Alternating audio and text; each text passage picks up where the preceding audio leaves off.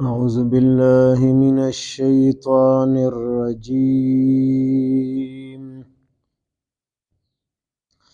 بسم الله الرحمن الرحيم.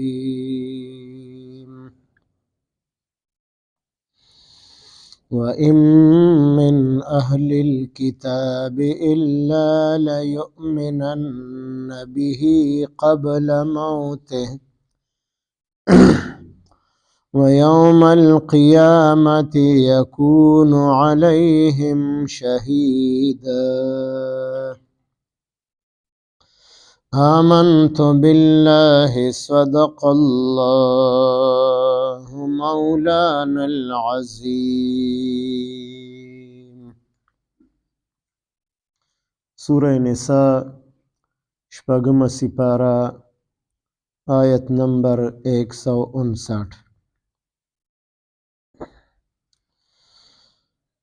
د اهل کتابو چې يهوديان او عیسایان دي او دوانه ډلې د حضرت عیسی علیه السلام د نبوت نه منکر دي. کله ورته د خدای درجه ورکوي، کله ورته د خدای زوی وي او کله ورته په دریو خدایانو کې دریم خدای وي. نو دوانه ډلې ګمراه دي.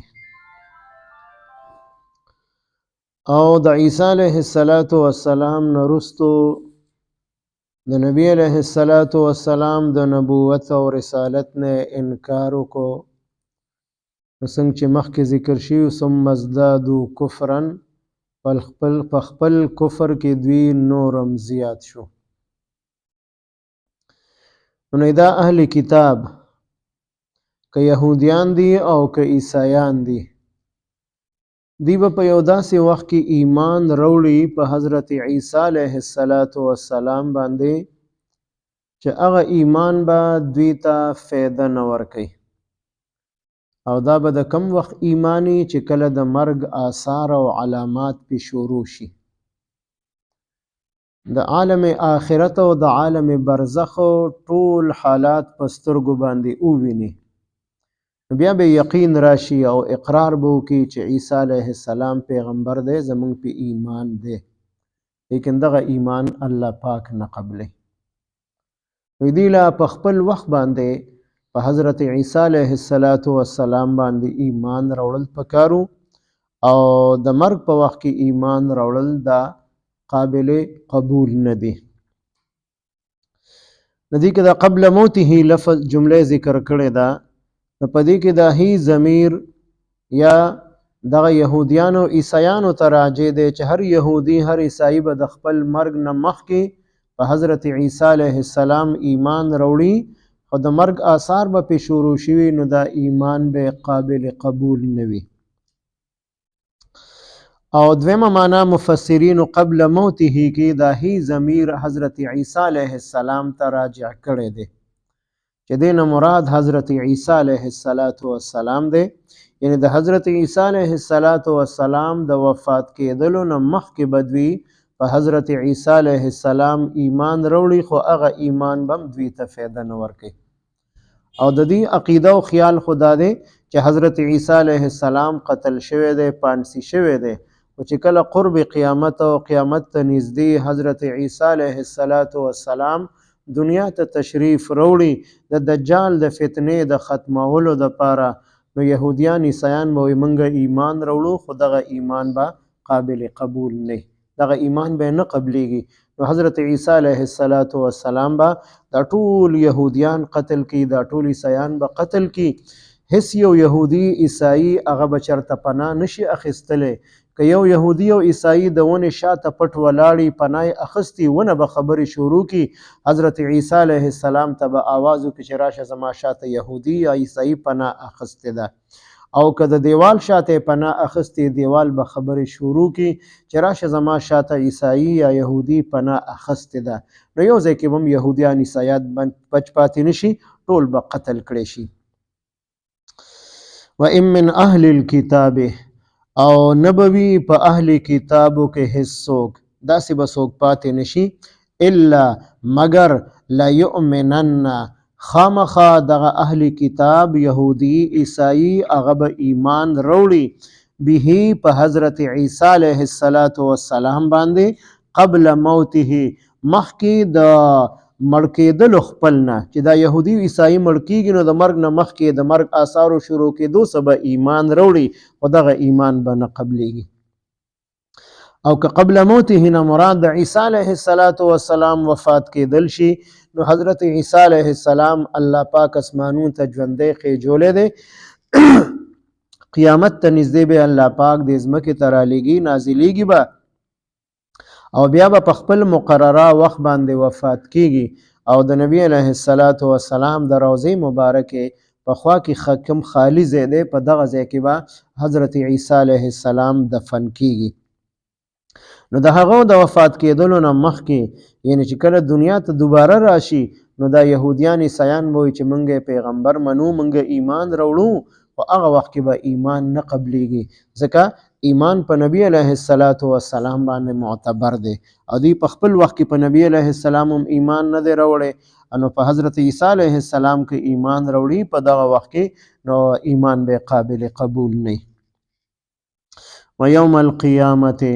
او په ورځ د قیامت یکونو وبا حضرت عیسی علیه السلام علیهم په دې یهودیانو عیسایانو باندې شهیده گواهی ورکوونکې حضرت عیسی علیه السلام متعلق چې د یهودیانو عیسایانو کومې باطلې عقیدې وي په هغې باندې به عیسی علیه السلام گواهی ورکړي چې دوی زما متعلق داسې عقیده ساتلې وه او دغه شهادت د پیغمبرانو به د خپل امتونو خلاف یا چې کوم خلکو په ایمان راوړی د هغې په حق کې به وي ټول پیغمبران به په خپل امتونو گواهی ورکوي او د هغې گواهی به الله پاک قبلوي د هغې په گواهی باندې به الله پاک د هغې امتونو په حق کې یا د هغې خلاف فیصله کوي و ان من اهل الكتاب او نبوي په اهل کتابو کې هیڅوک الا ليؤمنن مگر خامخا هغه به ایمان روړي به په حضرت عیسی علیه السلام باندې قبل موته مخکې د وفات کېدلو خپل نه یا مخکې د وفات کېدلو د حضرت عیسی علیه السلام نه په دغه دوانو صورتونو کې به ایمان هغې ته فایده نه ورکوي و یوم القیامت او په ورځ د قیامت یکون علیهم وبا حضرت عیسی علیه السلام په هغې باندې شهیده گواهی ورکوونکې اللهم صل على سيدنا محمد وعلى آل سيدنا ومولانا محمد وبارك وسلم رب اجعلني مقيم الصلاة ومن ذريتي ربنا وتقبل دعاء ربنا اغفر لي ولوالدي وللمؤمنين يوم يقوم الحساب ربنا اغفر لنا ولإخواننا الذين سبقونا بالإيمان ولا تجعل في قلوبنا غلا للذين آمنوا ربنا إنك رؤوف رحيم ربنا هب لنا من أزواجنا وذرياتنا قرة أعين وجعلنا للمتقين إماما باچا رحماني صاحب ټلیفون کړی اوس په کم 9 بجې حرم شریف کې ناست او ټولو مشران نمونې راته واخیستل چې ټولو ته درس والو ته ټول محلي والو ته زما دعا سلام عرض کا او دعاګانې ورته کومه تاسو مرته دعا وکړئ چې الله پاک د هغې د عمرې دا سفر او د هغې دا دعاګانې ټولې په خپل دربار کې قبول او منظور وګرځي او الله پاک د ډیرو عمرو د ډیرو طوافونو د عبادتونو دعاګانو کولو توفیق ورته ورکړي او کامل صحت او روغ صحت ورته ورکړي د روغ صحت په حالت کې ورته الله پاک د ډیر عبادت کولو توفیق ورکړي د هغې په غیر موجودګۍ کې د هغې د کور د هغې د مال حال د هغې د حیا د عزت د روزګار الله پاک په خپل فضل و کرم سره حفاظت وکړي او بیا په خپل وخت باندې خپل کور ته په خیر او عافیت سره په خوشحالو سره په اسانۍ سره په سهولت سره د قبول شو عمرو د قبول شو عبادتونو سره خپل کور ته واپس راولي او دغه مبارک سفر الله پاک زموږ د ټولو په ژوند کې بار بار نصیب وګرځي د عمرې سفر د حج مبارک سفر الله پاک زموږ د ټولو په ژوند کې بار بار نصیب وګرځي وصلى الله تعالى على خير خلقه محمد وعلى آله وأصحابه أجمعين آمين برحمته.